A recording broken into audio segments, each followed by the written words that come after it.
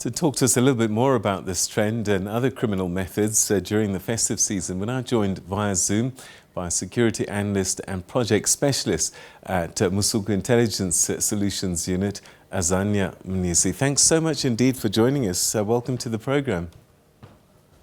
Thank you very much, and good evening to the viewers. All right, let's start with this story that we've just run, and delivery of food has become the latest target by criminals. Is this something that you've been observing as well? Yes, we have been observing this, and it's a call for serious concern, especially looking at the value that some of these deliveries are carrying. It's very less amount, but because crime has given itself a territory in our lives. So we are seeing these crime trends of those mugging and robberies going very high. How did it translate into where the food is being delivered? Is it that these people are most vulnerable because the last thing that they're thinking about is a hijacking situation? They're more concentrated on food and that transaction. The challenge that we are facing is that South Africa is faced with those three type problems: poverty, unemployment, and inequality.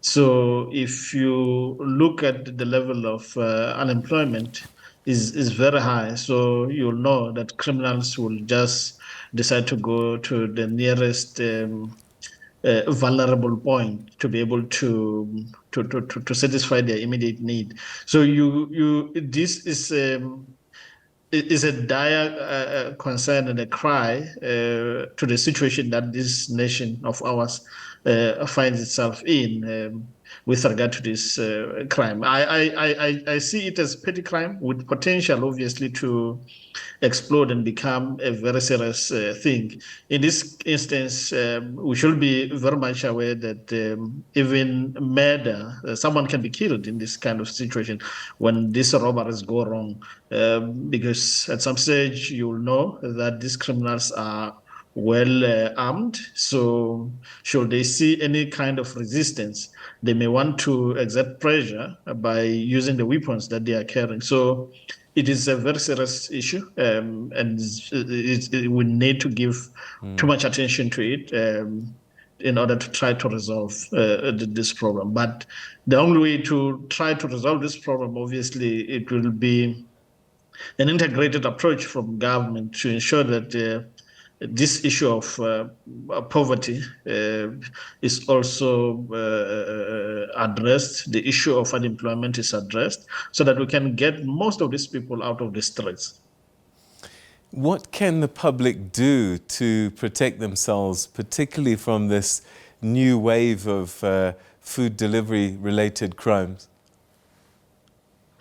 It is unfortunate that at some instances there is nothing that you can actually do because you'll be caught by surprise. You may be able to pay online, use cashless methods to be able to pay for your deliveries or your food. But it's not what the criminals are having in mind. They think that there might be some kind of an exchange of money in one way or the other. So that is a very, very, very serious problem. And at the same time, you will not want to stop from ordering food with these methods that are available because it is so convenient to many of the citizens. So what should then happen is that at least in the so-called secured estates, it is much better that the deliverer of the food is pre-expected. And then there are arrangements that are done or are made so that the person can be able to gain access and go in and deliver the food. But in standalone houses, that's where the problem is because People will have to meet at the gates and so on. And at that time, that's where this criminal pounce is. So it will be, it may sound absurd, but I think a necessary security risk assessment should be done by each and every homeowner or someone who's expecting deliveries. There are times when if you see that obviously the place where you're staying is crime riddled, it will be far much better to come up with other methods other than this one of inviting deliverers to come through, because it can be a gateway to get yourself attacked. Are there any other types of criminal activity that you're starting to see, particularly over the festive season? What other things are criminals trying? Uh, Crime happens when there's an opportunity. So it's an instant thing for anything that criminals can find an opportunity to do, and with an understanding that they will be able to succeed, they will do.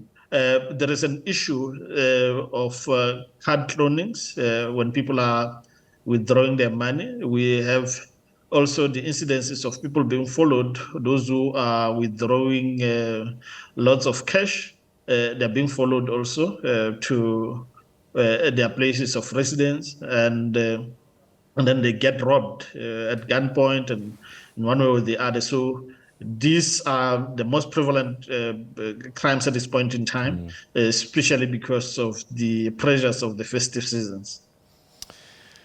And I suppose that all we can do is be more vigilant at a time when we're supposed to be relaxing and getting our minds off things during the holidays.